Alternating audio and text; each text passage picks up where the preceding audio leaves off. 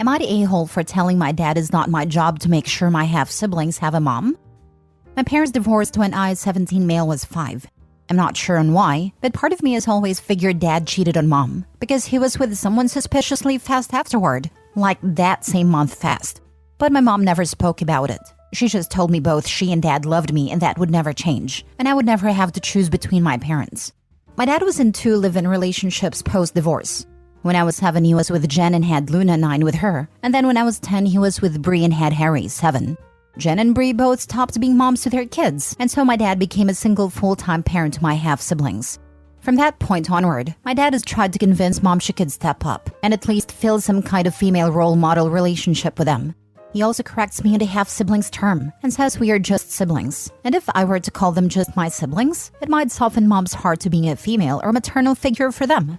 He would ask mom on my behalf to let me have my half-siblings over to her house during her custody time. My parents share equal time with me. He would claim I really missed my half-siblings when I was gone, and he would claim I wanted to spend every holiday with them, etc. None of this is true. I never said those things or implied them. Luna is having a really hard time having no female family members. She has a dad, 2 half-brothers, and an uncle. So dad has been more forceful about mom's part in all of this lately, and now he's trying to rope me in more. He sat me down recently and told me my half-siblings deserve to have moms, and I could help them with that. I could share my mom and let them feel the love they deserve to feel. He said that I always treated them like lesser siblings. First with always using half, and then with not trying to include them in my life at my mom's house. He told me this is where my role as big brother needs to really take off. In a response, I told him it's not my job. It has never been my job to provide my half-siblings with a mom. I told him it was on him and their actual moms to do that. And I told him it was sick how he kept trying to rope my mom in. I told him to accept that he only had 1 kid with mom, and she was only obligated to care for me. His answer to that was, I was disappointing him with both my response and lack of concern for the overall well-being of my half-siblings. And he told me to do better, be better, and care more about my innocent little siblings. I told my mom about it, and she tore dad a new one for putting this on me. She told me I'm not wrong for what I said to him, but my uncle also said I could have more compassion for my innocent half-siblings. Am I the a-hole? Now for the top comments. Not the a-hole. You and your mother have no obligation to provide a mom to your half-siblings. Your father is a moron to think his first wife needs to mother his next 2 children with other women. Your uncle's opinion is irrelevant. None of this is on you. Absolutely. I wish I could upvote this a million times. Your mother seems to have your back and your dad just wants time away from his kids. So if he can palm them off to your mom, it's a win for him. It must be cramping his style trying to find a 4th woman to have a kid with.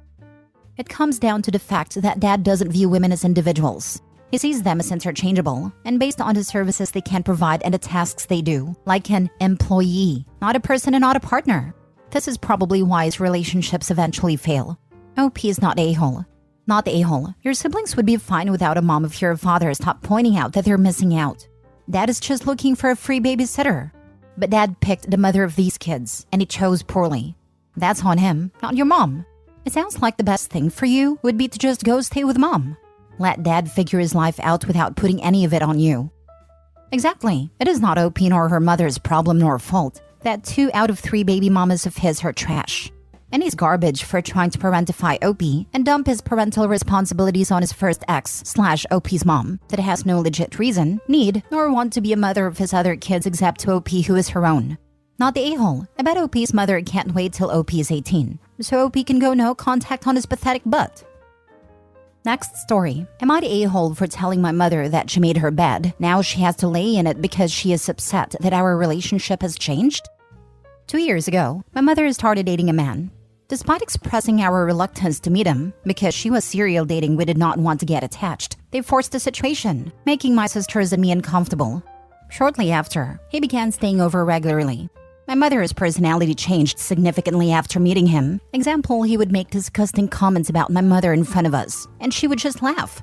About a year ago, they came home after a date, and I, busy with a timed online university assignment, just shouted hello from my desk.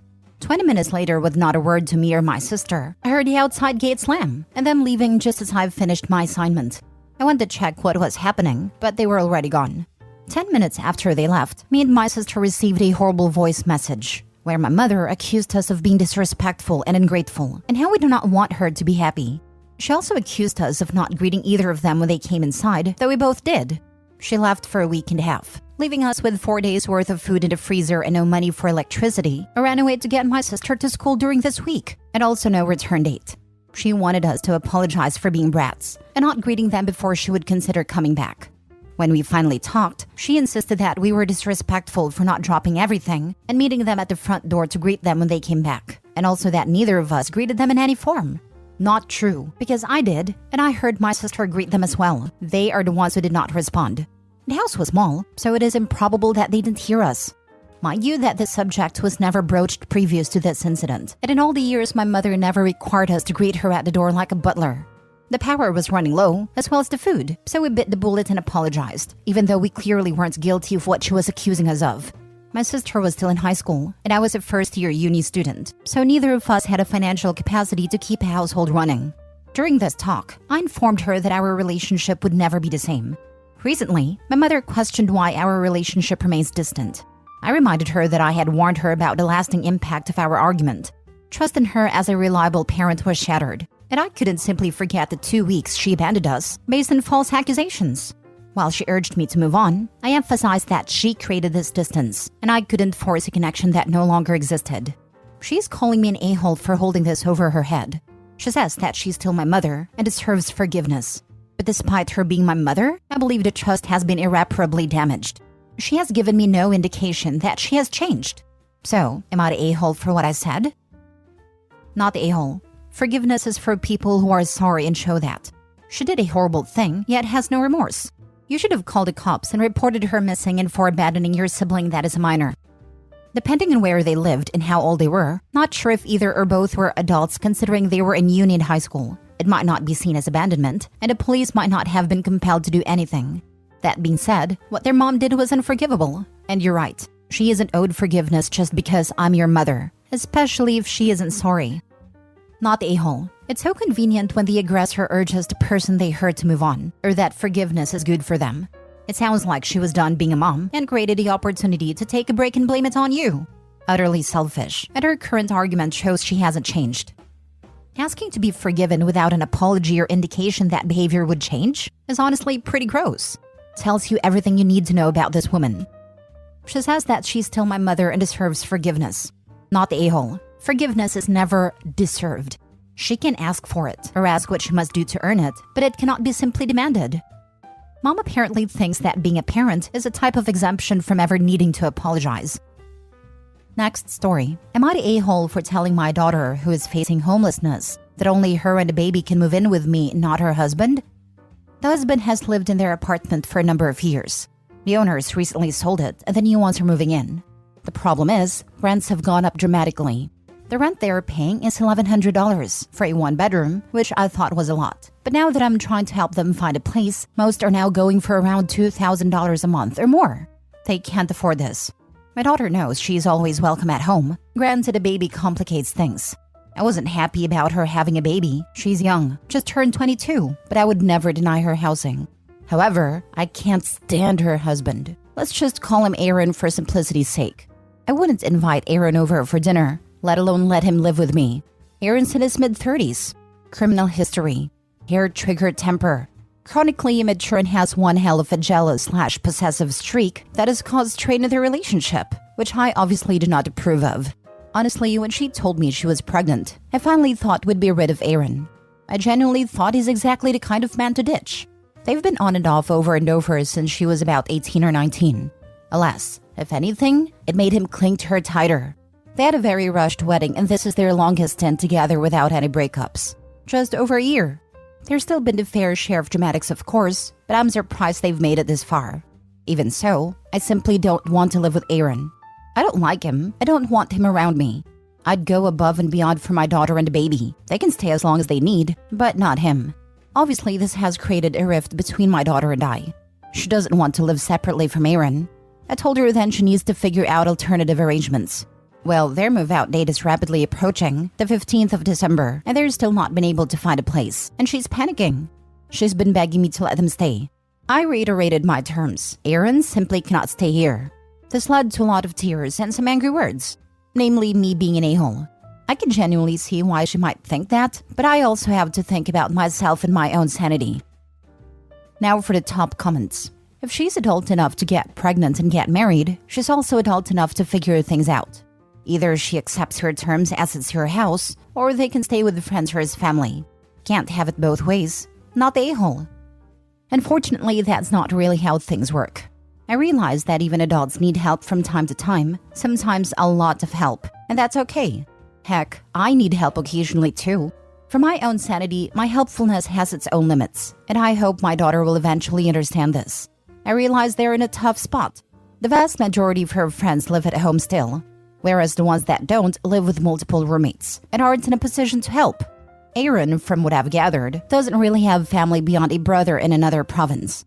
I know he's done a lot of work on himself, so says my daughter, and has distanced himself a great deal from his former friends. I realize their options are extremely limited, but like I said, my ability to help has its limits.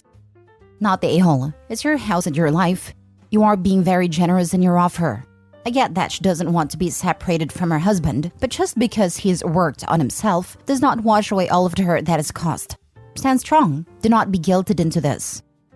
Not the a-hole. Aaron is a one-man communist parade. He comes with so many red flags. Man in his 30s chasing a teenager, criminal record, anger management issues, jealous/possessive/controlling. With all those, I would guess if you did allow him in the house and got a front row seat, you'd probably add some form of abuse to the list. But it's valid not to want that in your home, and living with Aaron would probably tank your mental health. In addition, if Aaron hasn't gotten his act together by now, clearly there is something going on, and he's not going to get his act together anytime soon. If you let him in, he's going to try and stay in your house as long as he can, and it's unlikely you'll leave without a fight. The best thing you could do for your daughter would be getting her to leave Aaron. But unfortunately, she's not ready. Keeping this boundary and keeping your home open to her and her child only may in fact work in the long run when she's ready to leave, because she will know she has a safe place open to her. But until then, you're likely going to be kept away from your daughter and grandbaby. Last story. Am I the a-hole for pointing out to my wife that my mother will never be her parent and she needs to stop? My mom, 64, is polite, and in general keeps a distance away from my wife, 26. I know my wife has trouble with social interaction and they got off on a horrible start. My wife, I'm going to call her Lily, was in foster care and never had a parental figure, and she went hard into trying to become my mom's kid. I think it would have happened if my wife let a relationship grow naturally, but she didn't take any of my warnings and bulldozed what my mom wanted. A few examples. She kept calling her mom even after she told her multiple times to call her by her name. Lily would make her uncomfortable, especially when she would ask my mom very personal question or go way too deep. I have talked to her so many times, but she doesn't stop. The family has taken their concerns with me too, and have straight up told her to stop. The big turning point was when my mom and her daughters, my sisters, went to visit a deceased family member. It's a tradition between the three of them. Well, Lily heard about it and went. It went very poorly, and my sisters dislike Lily now too. We are invited to events that are still in the family, but the women of the family keep their distance. There is a girls' trip around Christmas, and she wasn't invited. This made my wife very upset and was ranting. I had enough when Lily said she was her kid. I snapped and told her my mother will never be her mom, and you need to stop. She ended up crying and now I feel guilty. I just don't know how to get it through her head that she needs to stop. I've talked with her so many times, and she is already in therapy. I see both sides of the story here. I feel so sad for your wife, but also for your family. I can imagine your wife thinking for a long while that once she gets married, she'd finally have parents. It was her last chance to get some, in her mind I'm sure. Unfortunately, that's not always how life works, and I don't think you were the a-hole for saying what you said. It's good that you did. She can finally come to the realization that they're never going to accept her as their own. Hopefully she'll stop trying so hard. My heart goes out to her though. Maybe she should see a therapist to help her process her childhood grief. Not the a-hole. She is seeing a therapist.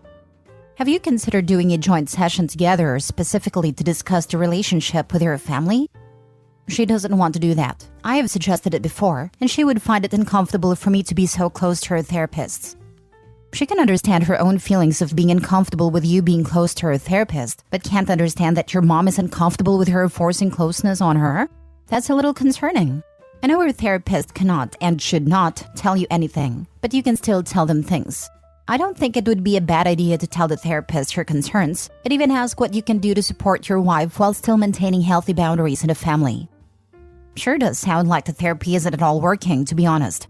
I'm sure you could have been gentler to her in telling her what you did, but I'm still going not the a-hole. It sounds like she has been warned and told so many times. At what point does she take responsibility for her actions? I just don't get why she's so fixated on this. It's a miracle that my mother is still polite to her. I know it has to do with foster care, but after being told to stop so many times, I am confused by how she will ignore everyone and keep going.